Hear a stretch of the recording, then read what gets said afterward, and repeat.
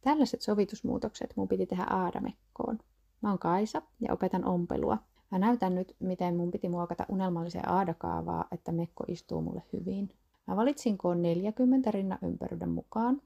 Sitten mä ompelin yläosan sovitusvaiheeseen, mutta sitten kävi ilmi, että se olikin rinnan kohdalta liian tiukka. Onnistuvan Tiina auttoi mua sovituksessa ja todettiin, että rinnalle tarvitaan lisää tilaa 3,5–4 senttiä. Aadassa on pitkittäiset leikkaussaumat, joten tämä muutos oli helppo tehdä. Tosin, koska tilaa tarvittiin niin paljon lisää, niin mun 1,5 sentin sovitussaumavarat ei riittäneet. Ja sitten mä leikkasin etukappaleen uudestaan reiluilla saumavaroilla.